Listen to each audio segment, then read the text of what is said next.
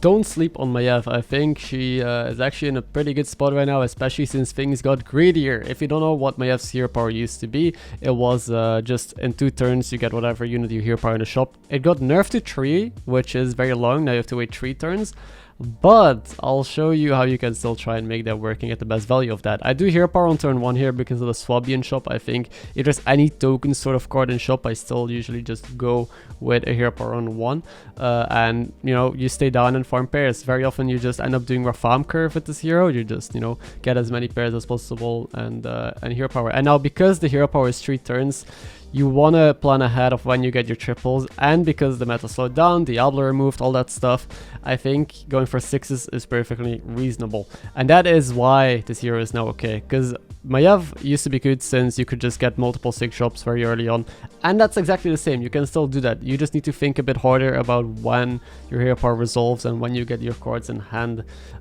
Now, there are exceptions to the rule, like this game you will see, and also I do end up going with a very special comp you don't see too often anymore. I think something that Maiev is pretty good at pulling off. And it's also worth mentioning that +2/+2 from hero power is not nothing. Like, it's some decent stats early on. You do get it 3 turns later, so early on is maybe not the right word to use, but still, those mummies that you see here with 3-4 stats and this scallywag, which is a 5-3, is just massive.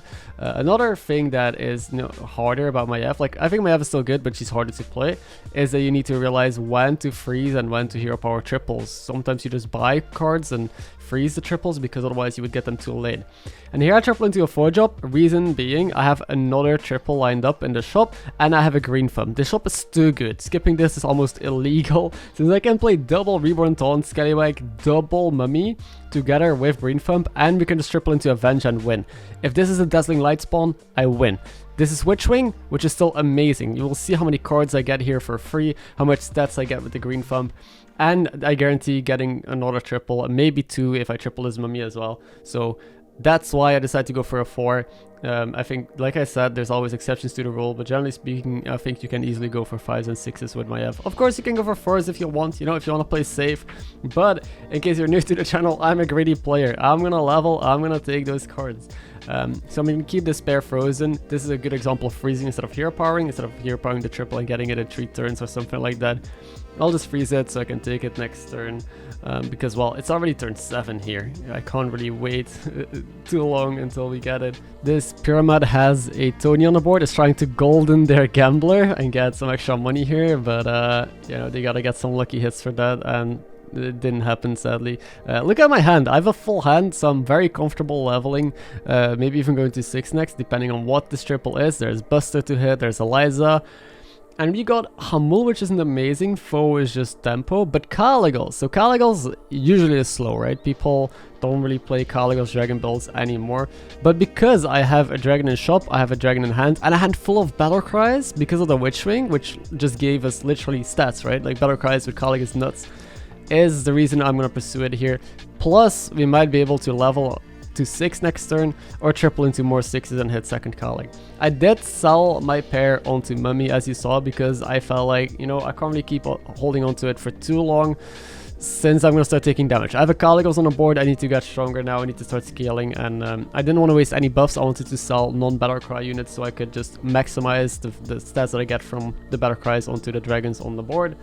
I do have another pair anyway, so I can triple this refreshing, this 1 drop, and it's fine. We have a Kalecgos, it's turn 8, we still have our Witchwing, we have 3 dragons so far, and now this is why dragons is bad. Like, Kalecgos is pretty slow, right? We could, you know, pop off because of the Witchwing. We do end up winning this fight because of that, but a single Kalecgos isn't gonna last long. So we have a couple options here. What do you do if you had early Kalecgos? Either we go into promo Tarragosa, we have 1 Tarragosa, but staying down just rolling for promo seems pretty inconsistent. I could try and find a triple into second Kalecgos Nadina, but as you see, I'm scouting carefully my next opponent. He seems pretty strong, but this is my window of opportunity. A big skill to have is knowing your windows of opportunity when you can level. Like, if I don't level here, can I level next turn? Probably not, because I'll be too weak. If I, can I wait 2 more turns? No. What if I don't triple? So it's a careful consideration of like how much risk can I take. And the only way we ever win this game is if you roll a second Kalecgos or Nadina early on. So I decided to level here, risk it. We're probably gonna lose a fight because, like I mentioned, this Savjz is looking really strong and this turn was pretty slow. We did find a promo Drake though, so we have promo Targos scaling on top of this dragon build. And I do roll here instead of just buying a Battlecry, because one Battlecry is okay, but we're tier 6, I'd rather hit some high roll stuff. We kind of got punished because there's no Battlecry in this shop, but we can end on this Genie, which can give us an Amalgadon or just, you know, economy. It is fine. Now this guy has a golden Targosa promo, so he's somewhat dragoned as well, and Eliza, which also works with the Targosa. So it's a very interesting build. We do lose the fight as expected and leave 2 4-drops alive, so we're taking it. And now it's time to stabilize, either with the cards that I mentioned before or by just doing some strong stuff. The Witch Ring has been giving us some extra Battlecries, but it probably can't stay for too long. And there's a second Kalecgos, you know? Perfect. This is exactly the reason why we leveled. So a comment I get a lot is, how do I see my opponents always high roll and I never high roll? And that's because they try and identify what the best way is for them to high roll and to win the lobby.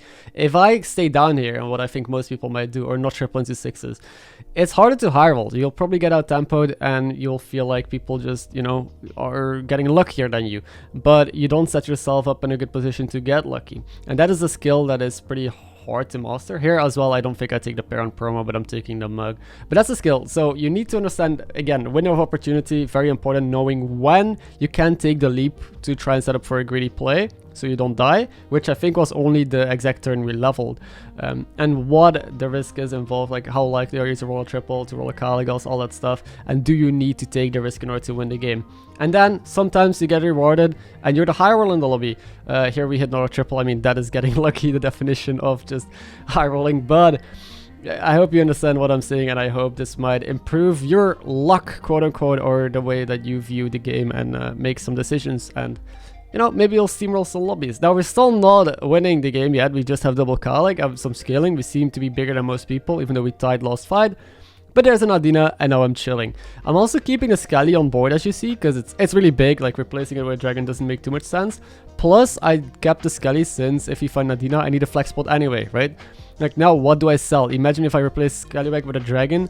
I have to sell a dragon on my board to keep cycling. So that's a thing with dragons that you need to remember as well with Kalecgos, is you don't need to instantly fill out to a full board with dragons. As you saw, I had 3 dragons at first, then I played a promo skill up a bit. I kept my strong cards so I didn't die, because eventually you can find like a Amalgadon, double Nadina, things like that, and you will have to sell cards anyway or replace cards. So stay open and flexible.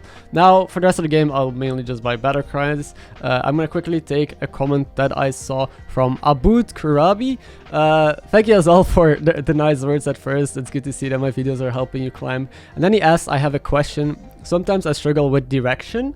I either force too early and can't find the cards, or I find my direction too late and die. Keep up the great work. Now, the reason I took this question is because direction is something I still see a lot of people ask me about. And I have a guide on direction. I do talk about it quite often, about the key units. So I'd say learn all the key units. And then the biggest tip I can give is, first of all, see the tribes in the lobby. It is very important that you know what tribes are in the lobby, so you know what the key pieces are to find, and you know if you need to level or not. And now to address the first part, I either force too early and I can't find the cards. Well, what are you forcing if you can't find the cards? Usually you only force stuff if you find the cards for it. Like, you can't just force a build without the scaling, because you will always die. So a simple tip, don't first without hitting the good scaling first, because that's always going to lead to death until you high roll into that piece of scaling, but that is pretty hard. And if you force, or if you're in a position where you have to play for tempo, then know what you need to force and if you need to level or triple into a certain tier. Second part is, I do find my direction sometimes too late and die, and yeah, that's gonna happen. And I would definitely suggest that you learn how to play greedy, then learn how to triple. I think a big mistake that a lot of people make is they triple too early. They triple into 3 drops and sometimes 4 drops. Now tier 4 is good in this case, but you know, if you want to play pirates, don't triple into a 4 drop.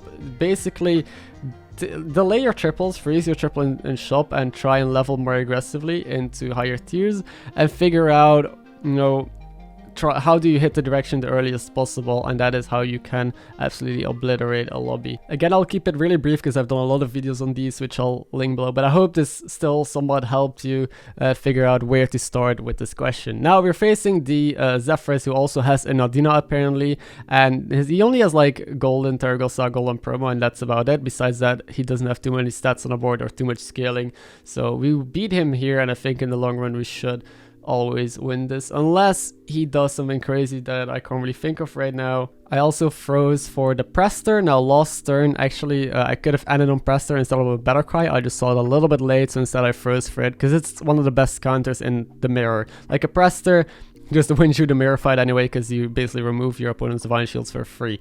Now there is a second Nadina, and I was highly debating whether or not second Nadina or Prester was better in this case, and I did end up settling for Nadina, because like I said, he only had like one really big unit, the others were kind of whatever, so I don't feel like I need to remove too many shields on this guy's board. Instead, getting double shields on my board probably might be more valuable. Now this is a pure guess, I'm not 100% sure, but just the fact that he's a one unit Andy makes me think this, and we'll see if I'm right. He also has double Nadina now though. He changed up his board a little bit, now he has just full dragons, and he does get some great Nadina value, but you know, maybe Prester was better in this case. I can't predict the future though. It seems like we'll still win anyway, since he is still a 2-unit Andy, kind of like his Bronze Warden is of reasonable size. He does get another shield back onto the Tergosa, which is a little bit scary. But we'll take him down here, take the lobby, and that is basically how you play Kalecgos Dragons, or how you play Maiev, especially with the change in meta and Diablo removed and all that stuff. Hope you enjoyed it, thank you for watching, and I'll see you in the next one.